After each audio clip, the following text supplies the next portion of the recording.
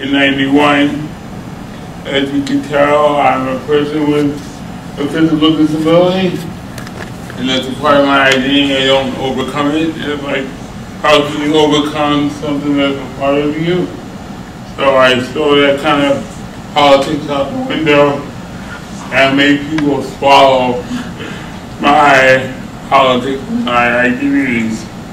So what I'm going to do today is really, it's going to be a multimedia presentation. It's about police brutality against people with disabilities. We're going to see some videos. We're going to talk to a friend of mine that's doing a film documentary on this topic. We're going to Skype in from the Bronx, New York. And we're going to play some songs from the Krip-Hop CD dealing with police brutality and play some interviews. And there's free CDs up here. Please take one. I have 500 left at home, so I'm trying to get rid of some. But yeah, so that's going to be a PowerPoint program. We're going to do Skype, and we're going to see some videos.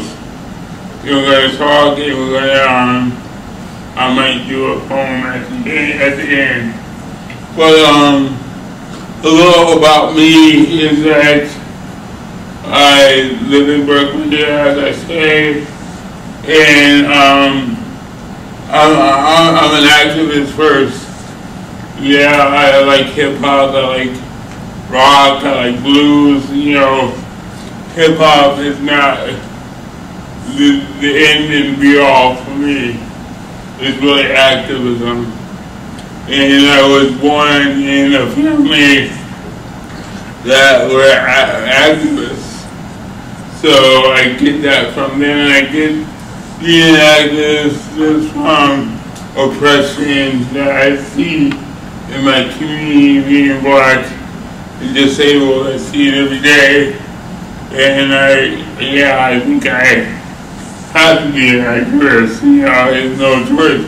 Being a person of color, being disabled, you have to fight for your rights and stuff. So my activism is wide. It's not only police brutality. I write for a poor magazine in the Bay Area for like the last 13 years. It's an online magazine. They also do hella activism around poverty and disability. Been doing that since God knows when. And also, me and a couple friends of mine started an organization called Sins Invalid. And Sins Invalid is a performance project around sexuality, disability, queerness, race, and it's really bringing people that haven't had a voice at the disability rights table, because disability rights at the time, and still is, predominantly run by white straight men. So me, Patty Byrne, and Todd Herman and Amanda got together, I think about 6 years ago, and said, hey, we said, Patty Byrne, a really good friend of mine, had a video, a really sexuality video about her experience, and I had a video out.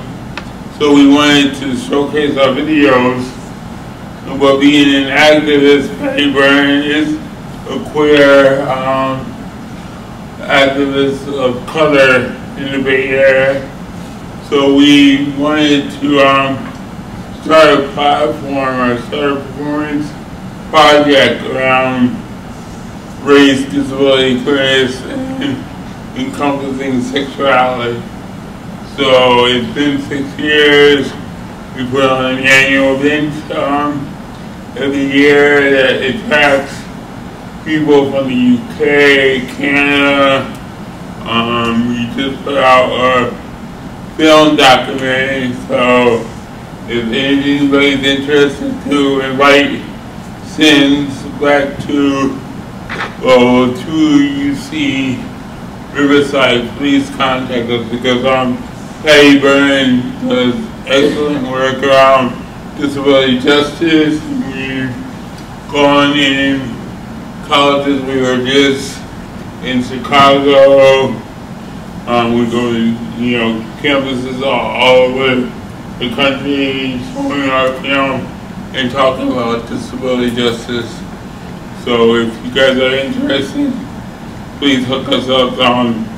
There's cards up here later you can take, and you can email us or call us, and we would gladly do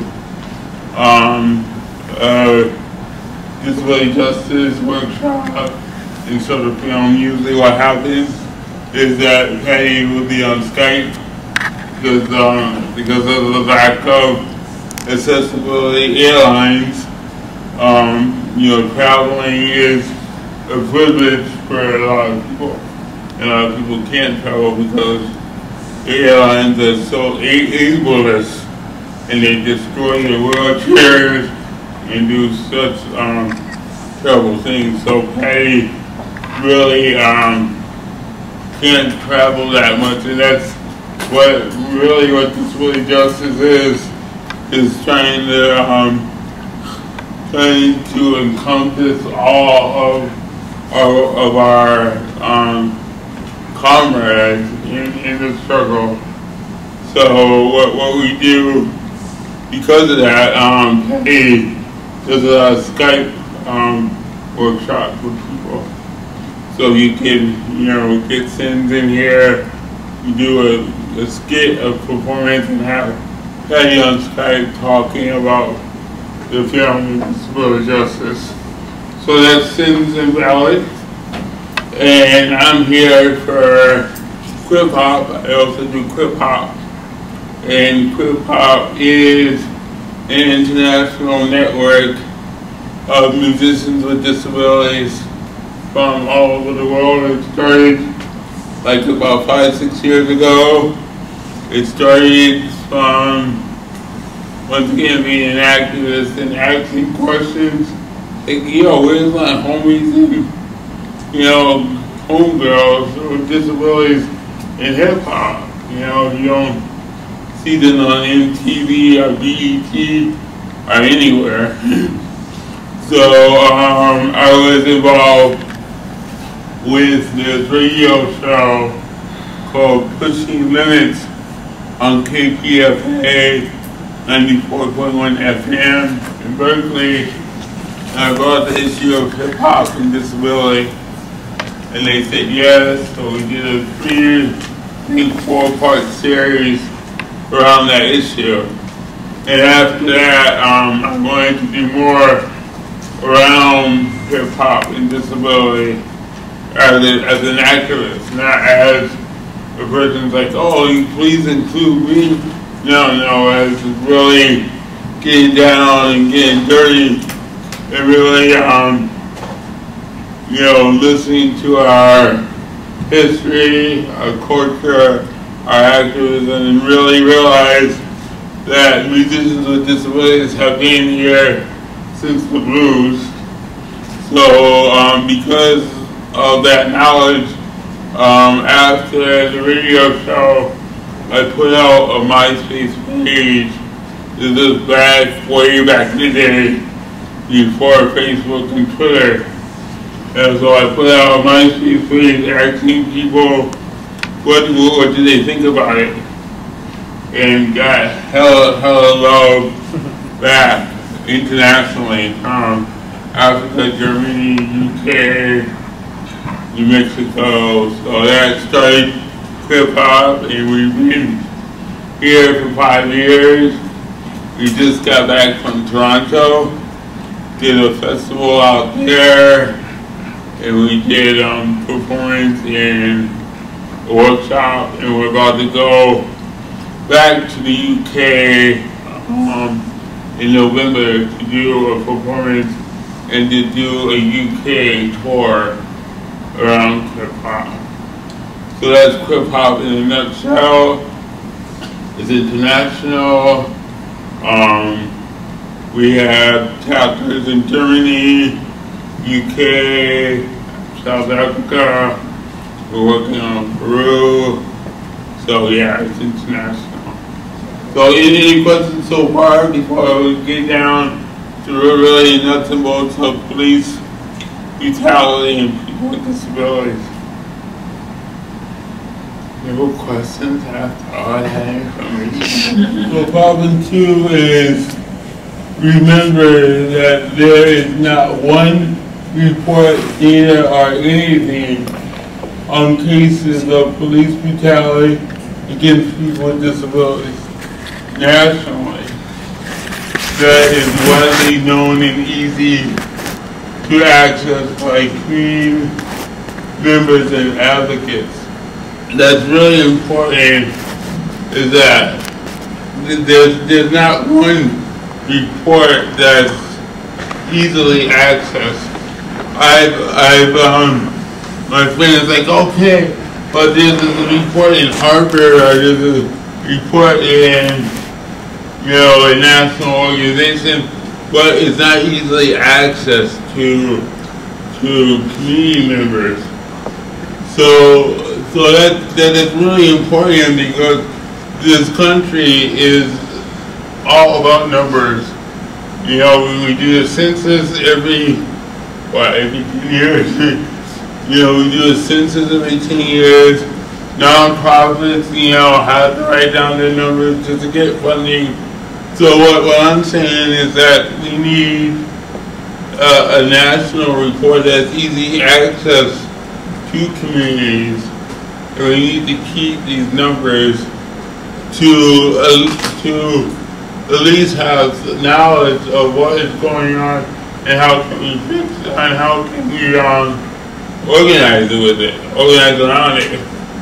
See, if there's no numbers and there's no case studies that are pulled together on a national level that people can recognize, how can we fight against it? It keeps on going back to individual cases, which we see a lot when people with disabilities get shot by police. It's an individual case in that city, and that city does good organizing around it, but it's not connected to a national picture. So you might have good work going on in Oakland, but people don't know it in New York, and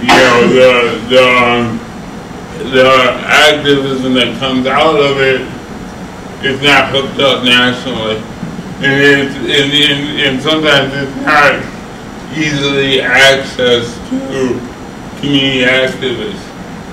A lot of these reports are in say academia or national organizations, which is good, but once again, as a community activist, I don't know about it. So that's one problem. So problem 3 is 9 times out of 10, when funding / solutions are created, it is in the hands of the other from above, and not with community activists on the ground. For example, last year in 2013, the DOJ, Department of Justice, I think, yeah, the DOJ, gave a $400,000 grant to the National Office of the ARC. The ARC is the Association of Retarded Citizens. They still use the R word. That's how backwards they are. They're still using that word. But anyway, to create the first ever center dealing with police violence against people with developmental disabilities. But the problem is that I don't know what they are doing with that fund. So it started last year, and I just put out, isn't it time for an evaluation of what they're doing with $400,000? Is it touching your community here in Riverside? No. It's a national organization. So that's one problem, is that the money and the solutions come from, the solutions that get big time media come from the top, come from national organizations that really don't have, I think, a clue what's going on the ground. And I know in San Francisco, and probably here too, there's wonderful organizations and groups that are doing excellent work around police brutality, but they can't get the funds or the resources or the media to continue the work. So that $400,000 could go really good with, community organizations like Poor Magazine or your Stilling Foundation or organization out here. You probably have Cop Watch out here. Or I know there's traffic of Cop Watch. But anyway, that's problem 3. Problem 4 is that there has been a lack of disability correct media and coverage and cultural awareness to the issue of police brutality against people with disabilities through media, art, and etc. Krip-Hop Mixtape around police brutality, I think, and I'm going to go on the edge on this one. I know it's the first one ever to deal with police brutality against people with disabilities. Hip-hop, we all know about Ice Cube and Ice-T and NWA, and they used to do excellent hip-hop around police brutality, but nobody's talking about police brutality against people with disabilities. So it needs to be, it needs to have resources, and it needs to have a national campaign with resources behind it. The Krip-Hop CD that we did, I did from my pocket. Definitely not no MTV bling bling kind of stuff. This came from my pocket. So, there needs to be more cultural awareness. And I also try to lay blame with the hip-hop industry. The hip-hop industry needs to get on board around Krip-Hop, around the activism that we do.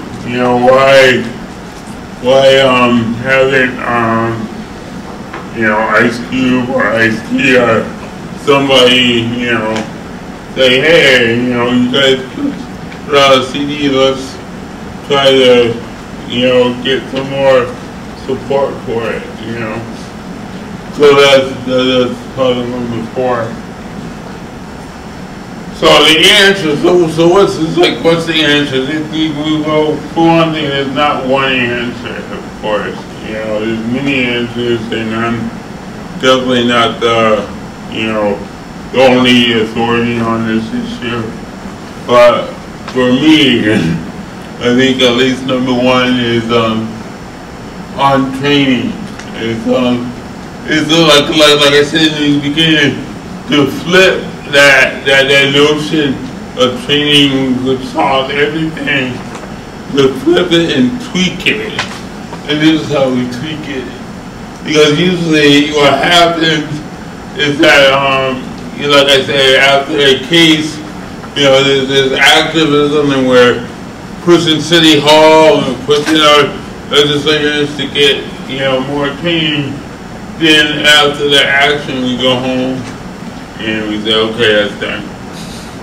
Which is, that's activism. But I think one answer is having an independent board of people with all kinds of disabilities that would go from state to state, city to city, not only to evaluate the training, but collecting data of these cases for a national report to see if they are working, to see if the training is working.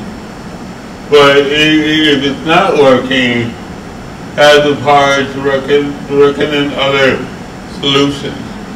So what happens now is that, okay, isn't that like one national case was this young man with Down syndrome, I don't know, what happened a couple of years ago, and he was in the movie theater, and he wanted to see another movie, so he went into another movie theater, sat down, and yeah, the police came because he didn't pay for the movie. But the police came, and his caretaker, because he had a caretaker, his caretaker met the police outside. The caretaker's like, please let me go in and let me get him. Because if you go in, it's going to be all hell break loose. And of course the police didn't listen. And the police, went in, rushed him out, had him on the floor, and he died in the hospital because they rushed him out. So yeah, so after the case, his family is pushing for police training, which is okay. So why the national campaign? But once again, it's the same answer that we don't have the power over what's happening. We're relying on the police or the mental health board to give them training. This right here is like we take back that power and we can go from city to city to evaluate to train people with disabilities and say, okay, it's not working, let's try this. So we're switching the power hand in this situation. Because in this situation, the power hand really relies on the police getting that training, and that's it. It's like, all right, after the training, it's like, okay, that's it. There's many cases that people with disabilities got roughed up by the police that got the training and still roughed them up. So, what's the evaluation of that training? I think this will be a really good one, is to have a coalition of people with disabilities going to city to city, state to state to evaluate the training and to collect data. So that's answer number one. We go to number two. Number two is, like I said, reports and data. So once again, there's a lack of a national report and data around people with disabilities that are easy to access for activists. So how can the disability community correct this? Is one, take the lead or learn from organizations that are doing it now. The Malcolm X grassroots organization did a report around police brutality and people that are brown. Of course, the report got little media, but they did the report And now that report, you know, can be used by activists, and it's easy to get to because it's online. So that's, I think, that's one answer, that this way community can learn from their local grassroots in New York and say, okay, how can we do this national report? So that's number 2. So number 3 is community-based solutions. I know here in Riverside there has to be really kick-ass community organizations, community activists that are really doing good work. And the same thing in the Sins Invalid, the Stelly Foundation, Poor Magazine, Disabled People Outside organization, you know, who was kicking ass with very little money or media or anything. So, you know, switching the source of where all the bling bling is going to. It doesn't need to go to national organizations like the ARC that really we don't see the benefit from. So the resources need to go to community organizations like Poor Magazine and Idris Stelly Foundation. So, or awareness and cultural experience. Once again, going back to the media.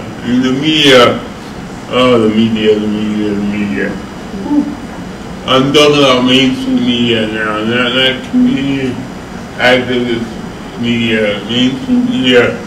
If you ever look at the media news talking about police brutality, most of the times you never hear the word disability. So if you don't hear it, you don't think it's happening, right? But, you know, being involved with the community and now parents call me and say, no, Fox is wrong because my son had a disability. So we need more correct disability media. And what I mean like correct is like disability language in the media. So really, you know, every group has their own language, you know. You know, today you don't call, you know, black people Negroes, you call black people of color. The media has no clue when it comes to disability. I still hear crippled on the media. I still hear overcoming your disability in the media, and that's you know, that's totally not the right frame to have a case. And so after the media, like I said, more cultural outlets, you know, Hip-Hop Congress, you know, they invited me to speak. That's such a empowering, you know, events. You know, when you get the invite from Hip-Hop Congress, because usually hip-hop organizations don't want to contact Krip-Hop, you know. So that relationship, you know, can build on to have more cultural arts around police brutality and people with disabilities. Yeah, like I said, you know, Krip-Hop made a CD. We're doing a film documentary. Poor Magazine does a radio show. And those are, you know, cultural outlets that can beef up the awareness around police brutality and people with disabilities. And it needs to happen more. It needs to happen more in the grassroots, community. It needs to happen more in the bling bling hip hop community. It just needs to happen a lot more. Like I said, you had Ice Cube and NWA talking about police brutality way before Rodney King episode. But once again, you don't have, those hip hop artists talking about cases of police brutality against people with disabilities. So I'm hoping that Krip Hop will help fill that hole. So what is Krip-Hop Nation doing now? We did the CD in 2012. We're doing the film documentary that we definitely need assistance on. We need help in funding it. We need help in people,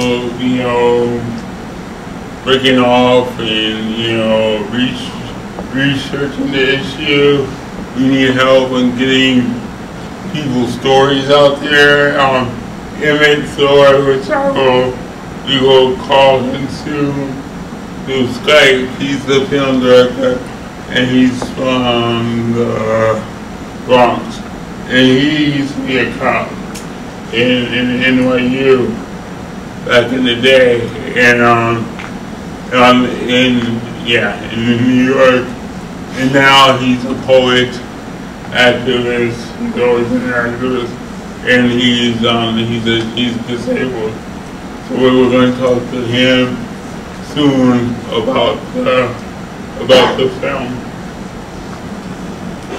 Yeah, and like I said, the Krip Hop CD and film, you can pick one out here. And who produced the film? It was really, a Krip Hop effort. DJ Quad, you see DJ Quad is from LA. He does Fifth Battalion from LA. He's a person with a disability. And myself got together and really produced the album. He did all the artwork on the album. So, and yes, who's on the CD? There's 17 hip-hop spoken word artists with different types of disabilities from 4 different countries: UK, Germany, US, and Mexico. Some tracks are speeches and interviews, and others are hip-hop songs. And that's the picture of the film director, Emmett Thor. And our website is called thewordshope.org, I think, yeah. So the film and educational, and the film and CD is going to be an educational tool. The goals is to raise awareness of the issue. Number 2, to be used as an educational tool for advocates, family members, artists, students, and yes, even police. And to start or continue the conversation on community solutions beyond community. And how can you help? Once again, documentaries cost money, so we need help in finding, funds. You need more people to do research and collect stories on this topic, and promotion to get the word out there. We have 500 CDs left. I started out with 1,000, and so we need a marketing plan to get them out of my house and into the hands of the people. They got boxes and boxes on how to contact us. You got the website, whereishope.webs.com. My email is Krip-Hop Nation @gmail.com. My phone number, you can call me 510-649-8438. All right. A story of how an autistic man was arrested by police and taken to the lockdown.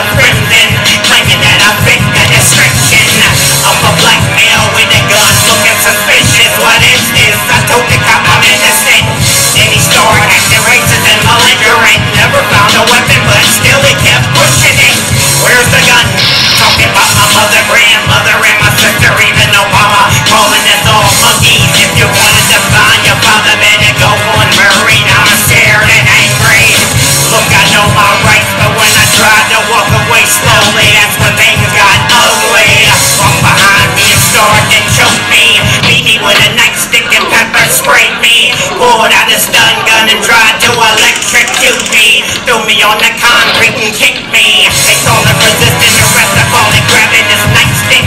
So this cop wouldn't break my neck. That self-defense took a stick and the spray and scattered to the woods like a runaway slave. Feeling like Sylvester Stallone in that movie First Blood, hiding in the dirt and mud. The deputy cavalry called the cavalry police with guns and dogs sent to hunt me. Scared and frightened, the sounds of barking dogs and sirens got me shaking. I can't believe this happened. Just wanted to read. Now I'm being treated like a felon. Sheriff deputies combing the area with search dogs out to get me.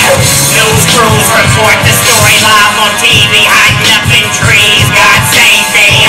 After 45 minutes of dodging the dragnet, finally they got me. Now they're trying to kill me. Move your hands. Let me see your hands right now. You're under arrest. Put your hands down. Back to the center of my blood. Put it down. Show me your hands. Get on the ground. Roughed up and handcuffed, kicked in the ribs, choked up and slapped up. What the? And straight in my face, punched out and beat up. Never reading my rights, now my eyes are swollen up. He said he's gonna blow my fucking head off, looking like his name is Adolf. Now I'm all lost. For 11 days, I'm split in isolation, and the system is wicked. Now I'm headed to prison, charged with having autism and defending myself from being beaten. Swallow whole in the belly of a undead system, stuck in isolation. Now I'm headed to prison, charged with having autism and defending myself from being beaten. Swallow whole in the belly of a undead system, stuck in isolation. No justice, no peace. No justice, no peace. Stop the killing, stop the crime. Stop the killing, stop the crime. No justice, no peace. No justice, no peace. Stop the killing, stop the crime. Stop the killing, stop the crime. No justice, no peace. No justice, no peace. Stop the killing, stop the crime. Stop the killing, stop the crime.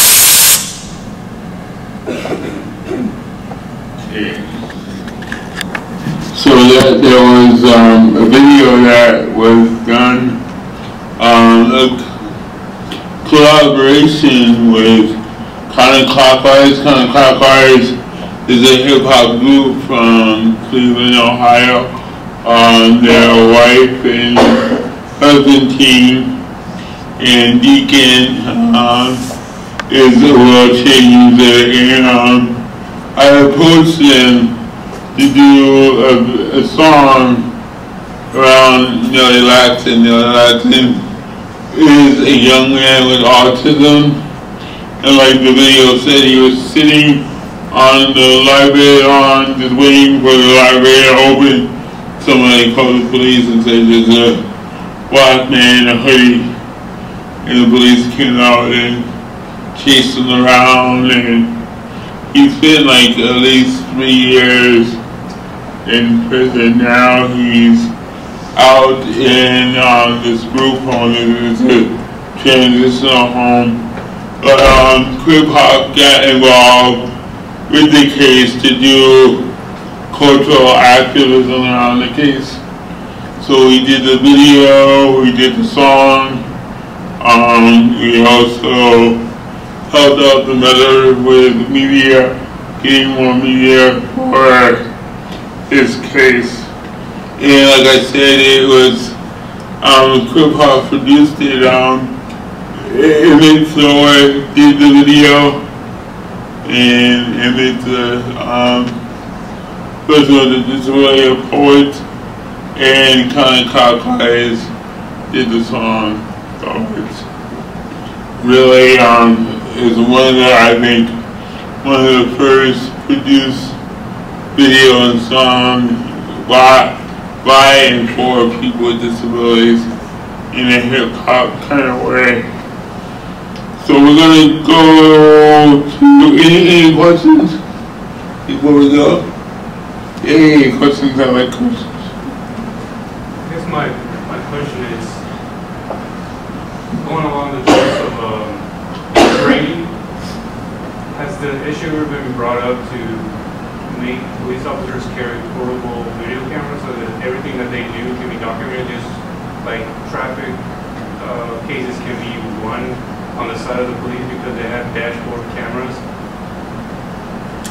I mean, I know Cop Watch and activist group, does training on how to know your rights, and they really they are really for activists and community members to carry a camera. So I don't know what the police are doing. I think of course they have cameras on their, dashboards and stuff. But for activists, Cop Watch or Police Watch or local advocacy around police brutality, they really teach, your rights when it comes to being stopped by the police, and they really promote carrying a cell phone as a camera. And of course, police look like that when you have your own camera. But yeah, I don't know what the police have. I think they do have cameras in their cars. Is that answering your question? My question was more on their person, like a mandatory camera that has to record everything that they see from their point of view. So you're talking like for the police? Yeah, like on their person, like on their actual, like a GoPro, I don't know. Something that could be done. Yeah, Well, I mean, but the trend is the other way. They've been trying to pass laws that ban you filming. Yeah. They're trying to avoid being filmed. So the laws are going the opposite direction, and many of the people with disabilities who've been beaten precisely because they were filming themselves being beaten. So it would be good to have that, but that's not where the legislators are wanting to go. Any other questions before we go to the next video? So this video that we're about to go to is Professor X song on the CD, and Professor X is in New Jersey, hip hop artist, and yeah, let's get into this. See, all these videos flip the notion when it comes to hip hop, because like I said, hip hop don't deal with people with disabilities, mainstream hip hop. So putting these videos out there, it really gives us a platform where we can speak back to it. Question? Oh, I thought somebody was. I got a question. Yeah. Do you think the reason that mainstream hip hop doesn't showcase disabled people is because it's bad business? I think it's kind of obvious, but what are your thoughts on that? Yeah, I get that reason a lot. When I first started Krip Hop, on a lot of some hip hop artists, you know, told me that, you know, that I'm trying to put down hip hop by doing Krip Hop. You know, yeah, some mainstream hip hop artists think that, you know, disabilities, especially because it's so heavily male run, I think disability is a weakness. So, you know, people that approached me in the beginning about Krip Hop didn't want that picture out because, you know, you want the bling bling and the toughness of hip hop, and they see disability as a weakness, which is kind of ludicrous because, as you see, you know, issues touch every one of us, you know, police brutality to poverty. You know, there's songs that people with disabilities can make. It could be sung by, you know, Lady Gaga, because it's almost the same issue, you know. So that kind of thinking is nonsense, and that's one thing I'm writing in my book about all the response that I got, and in the beginning, how that I'm trying to put down hip hop to put Krip Hop out there. It really twists the issue and saying people with disabilities face discrimination, have stories to tell, just like, you know, quote unquote non-disabled hip hop artists. So, any other questions? All right. So this is Professor X, and let's see what he's talking about.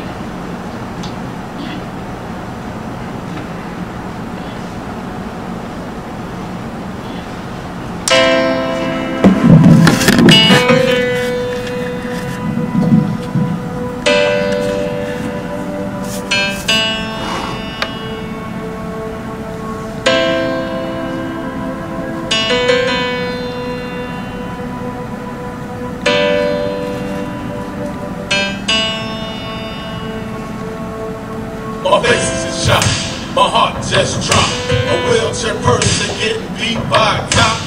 Just wait a second while I pray for my brethren. Ah, Father who art in heaven. I can't believe this. How did you see this? I'm not a demigod, no closer to Jesus. The Dwight Harris deserves to go through this. Get grabbed, dumped, thrown till his face split. It's so rhetorical, we don't need no answer. It's so sickening, it's so cancer. Thank God for the camera phone. All these thugs in suits that have stretched the truth to home. Dwight was no threat or harm to them, but he still got humiliated before his friends. These other times seem no one safe, not even from those who serve to protect the state. But connect one's face to the depth of the plate, and it goes beyond my faith to even close this case. Open and shut, to say the least. No justice, no peace. The crowd, the girls, obstacles that meet, not brutality, coming from police. The crowd, the girls, obstacles they meet, not brutality, coming from the beast. The crowd, the girls, obstacles they meet, not brutality, coming from police.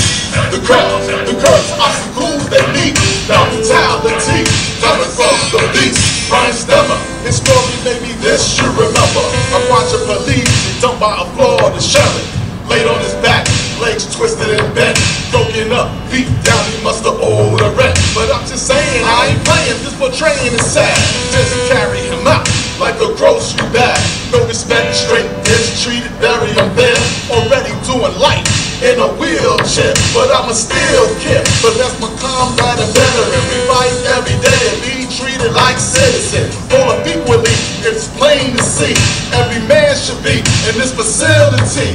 When will After they hear this song, will it continue to go on and open and shut, just to say the least. No justice, no peace. The crowd, the birds, obstacles that meet, coming town, the teeth, coming from police. The crowd, the birds, obstacles they meet, coming town, the teeth, coming from police. The crowd, the birds, obstacles they meet, coming town, the teeth, coming from police. The crowd, the birds, obstacles they meet, coming town, the teeth, coming from police. Hey, Mr. Harry, you alright? What y'all doing here?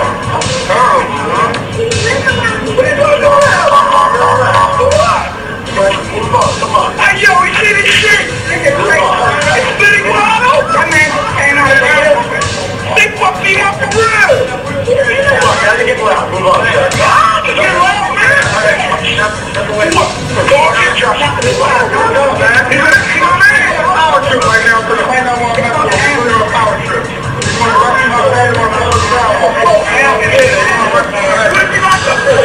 Get rid of here. Go on the police officer. Go on the police officer.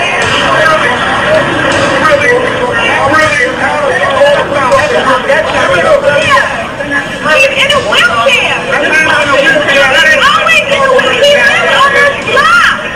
What is going on? That's just stupid.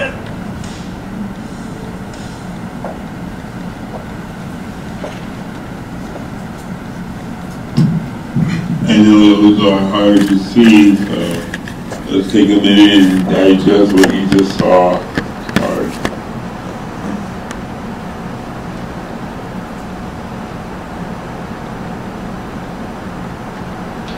Any questions? Watching those two videos? What was being charged with? Why the need to throw him around? That's a big question. You know, why? In the media, they said that it happened in D.C. He was coming from the metro, the subway in D.C., and he had a paper brown bag that looked like he was drinking something, and the police stopped him and said that he can't drink. He's like, oh, it's just Coke, and it just escalated from there. Then of course they said that he was kind of running down with his wheelchair, which, you know, like they don't believe. But they don't, they have their reasons, you know, when it comes out to the public, it's like, that's it, you know, so, yeah. That, and you saw, Professor X mentioned the case of, a paraplegic that was just dropped out his wheelchair. I mean, what kind of training does the police need to improve that? It's not enough training. It's like you just need to lose your job, you know. But unfortunately, that police did not lose her job. It took like at least 3 years of constant advocacy to have that police transferred to another department. So who knows what she's doing now? But yeah, I mean, these are real stories. These are not like you know, TV reality shows. These are real stories that some of them I talked to their lawyers about, you know, so these are real stories. The other questions? How am I doing with time? It's I don't want to keep 7:45. I want to show the trailer, one of the trailers for the upcoming documentary. I'm so sad that in it is not on the internet now on Skype. But a little background about Emmett, like I told you, he was a police officer in New York back in the 70s and 80s. He got injured on the job, and he retired as police, and he's a playwright, a poet, he does films, and he contacted me through Facebook, of course, and we met through Facebook, and he did a radio show about Krip-Hop, and that's how he got into Krip-Hop at the time. And at the time, I told him that Krip-Hop was doing a mixtape around police brutality, and he's like, oh, that's interesting, let me get involved. He's like, oh, let me do the documentary. So it's been like 2-3 years trying to pull this documentary together. We approached Kickstarter to do an online campaign. Kickstarter said no to our campaign. I wonder why. But anyway, Kickstarter said no. So we went to Indiegogo, and we did our first campaign. And the first campaign was to get travel money for Emmett to come to the Bay Area, because he's from New York, and to interview me and other people around police brutality, like Mees and other people. And we also went to Syracuse University because we did an event there. So those were the funds that came from. So we are looking for more funding to complete the documentary. And we have a lot more cases to record. So we also are looking for people to help out with that. So, still looking for the video. Hold on. Any questions?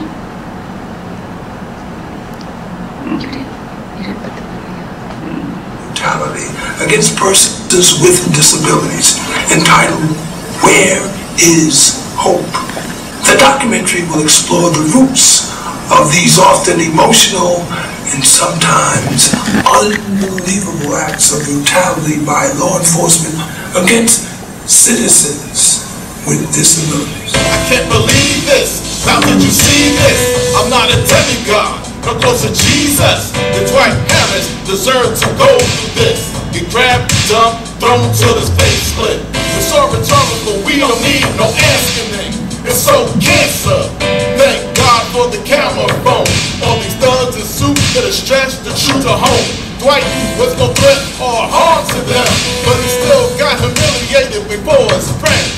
These are the times seem no one's safe, not even from those who serve. When these atrocities are summarily dealt with by little or no substantial consequences to the offenders by the law enforcement administrations and local governments, then it is clearly a signal to us that they are willing to turn a blind eye to these acts of injustice against people with disabilities. So we must act to change that sad reality, and we must do it now. We're here, brothers and sisters, for justice. But when we have a senseless act as this, one of an autistic youth who has been incarcerated, beat down, abused by the justice system, accused of a crime he has not committed, one who needs help, we need to stand together, pull together, pull together. Prayer is good, but action is better. Reginald Ladson is a precious young man. He stepped out of his house on May 24, 2010, and he never returned. He was just going to the library, doing everything right, just waiting for the library to open when someone called in stating that they saw a black male in a hoodie with a possible gun. After my son was found not to have any weapon on him, the police escalated the situation. So a scuffle arrived. Okay, he's taken into custody. He was convicted of 10 years. 10 years.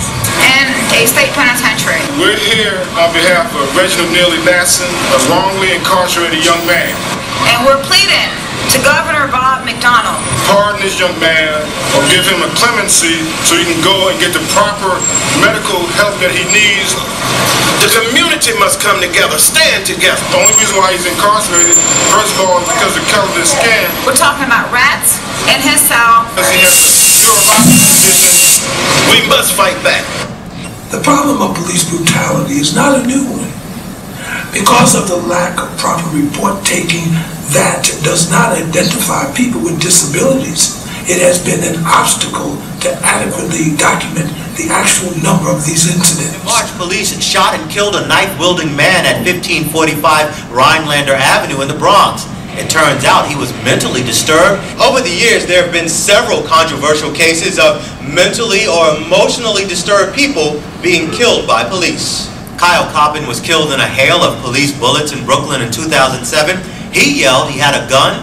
The teen had a hairbrush. In 2008, Iman Morales, totally naked, was on a store awning waving a light bulb at police.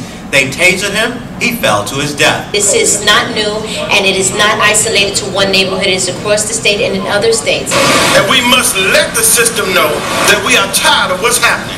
Well, obstacles is what my life is all about, so I welcome this challenge. Some of our collaborators and team members include Leroy Moore Jr., founder of Krip-Hop Project. Yeah, I go back to my youth. You know, my father was a Black Panther, so I was born on the protest lines almost, you know. And because of that, I picked it up and solved cases ever since I used to live in New York and Connecticut when I was like a teenager, you know. And of course, being disabled, I was like, okay, how about people with disabilities? And that's when I started talking about it, started going to police commissions about it and really finding out that the cases is incredible.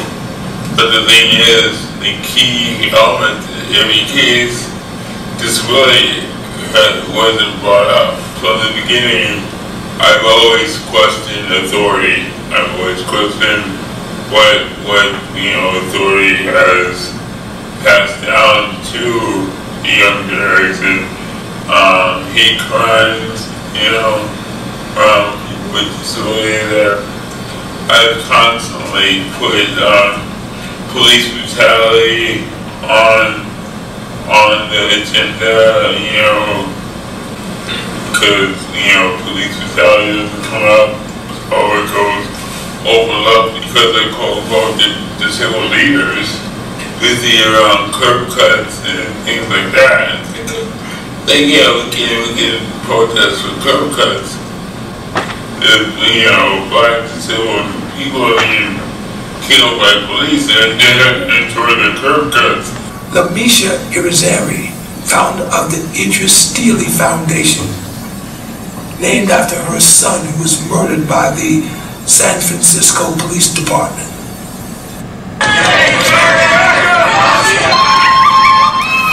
Rowdy protesters shut down 3 BART stations tonight. And it happened right in the middle of the evening commute. Tonight's protest was a response to a fatal shooting by BART police. That's right, a man armed with a knife was killed at the Civic Center station a week ago. Those who were involved in the demonstrations had no regret over the disruption they caused. What about the disruption to all the families of loved ones who have been killed by law enforcement? Nobody seems to cover that. DJ Quad in LA working on the Mixtape project.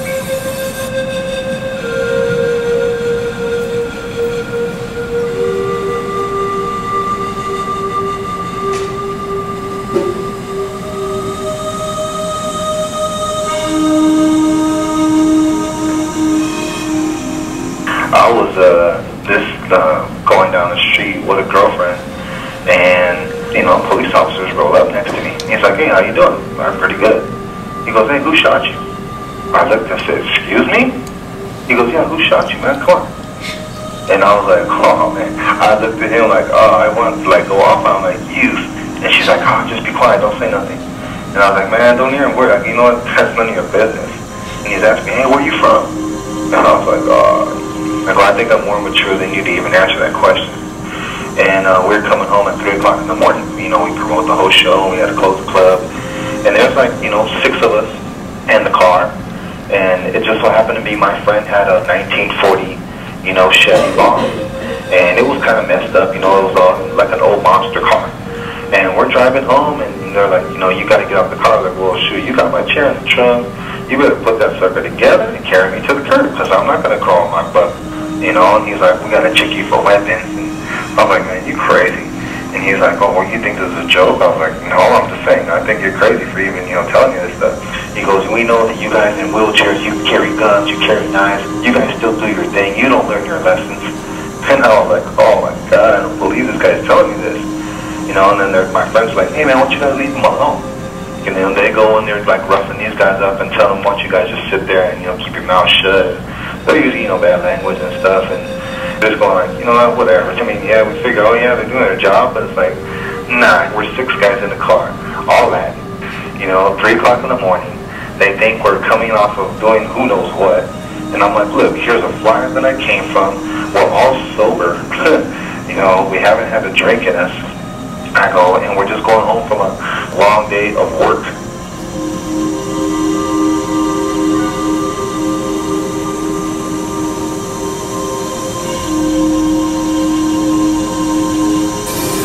Activist Keith Jones of Boston.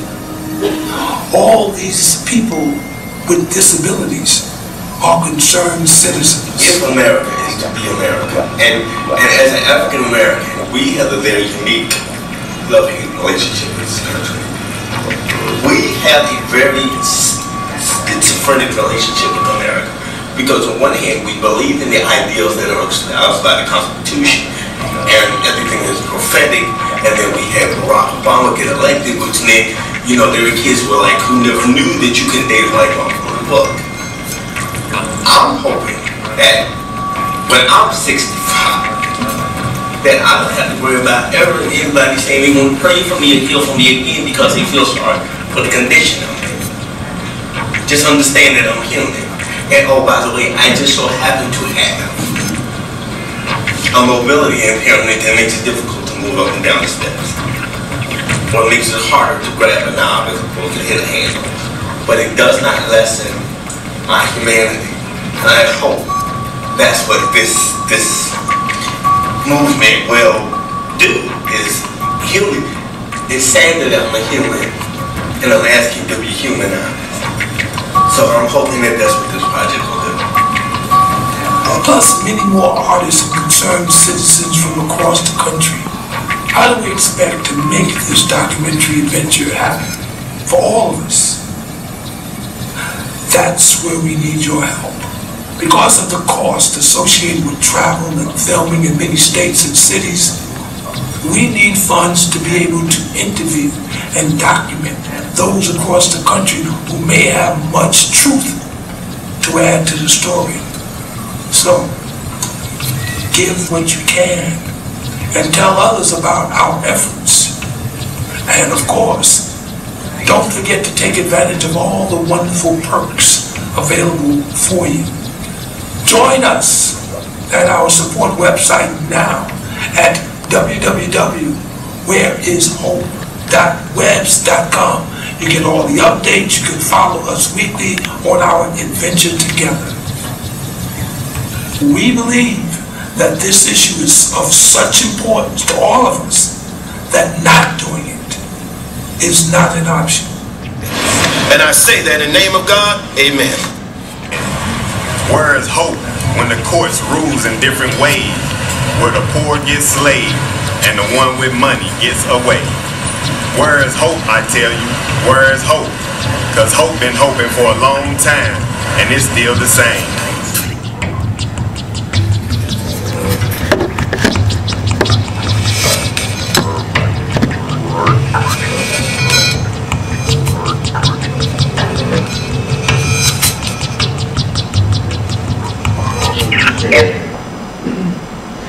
So any questions about that, about what you just saw? No questions? It's a lot to take in. But yeah, and the film documentary is still going on. And it said, needs so much support to get it off the ground, and I think it's going to be one of the first documentaries that deals with police brutality against people with disabilities. And we wanted to have the documentary with the CD, so it's going to be like an educational tool, is the film with the CD, and we're planning, after it's done, we want to do like a tour around the U.S., going into colleges and, centers, really educating about this issue and showing the film. So that's the long goal, for the long stage goal for the film and the CD. So any questions before we close? I like to close with one poem and we can close. And once again, thank you for having me here. And please don't forget about Sins Invalid. I think you would definitely enjoy it, So give them a call and have them come out and really talk about what they're doing, disability justice, and performance and showing the film. So, any questions before I go on to a poem and we can close? Alright. Thank you, and thank you, Sanjay. Well, this poem I wrote after a couple of cases where police were punching and pushing people with disabilities, like you saw, pushed out of his wheelchair. This young woman with Down syndrome in LA was on the bus, and the police was on the bus, and the driver didn't want this young lady on the bus for some reason, I don't know why, and the police punched her in the face. So this poem talks about different cases where police have pushed and punched people with disabilities. It's called Push and Punch. Smack down on the ground all over the world. So Korea, Africa, Canada, and America. Now the drum, bone snapping, pow pow. Pushed and punch, pushed and punch, pushed and punch. By who? Police. The white pushed out of his wheelchair. Sandy pushed to the sidewalk. The disabled woman punched. What is going on here? Pushed and punch, pushed and punch, pushed and punch, pushed and punch. By who? Police. Got a camera, but they don't care. Investigating themselves on video still. Justice is nowhere. Get out of my way. No taters, no guns, still no respect. Tackle from the back. Teenager Joey Wilson, outnumbered and outweighed, just like Devon Jackson. Pushed and punched. Giving us the blues. All over we are black and blue. Black robes playing pocket pool. Jacking off the popo. No jail, pass to go. Pushed and punch, pushed and punch, pushed and punch, pushed and punch. By who? P-O-L-I-C-E. We are already disabled. They are trying to make us crippled. The cards are never on the table. Who is able to stop this corrupt cycle? Push and punch, push and punch, push and punch, push and punch, push and punch, push and punch, push and punch by who? P-O-L-I-C-E.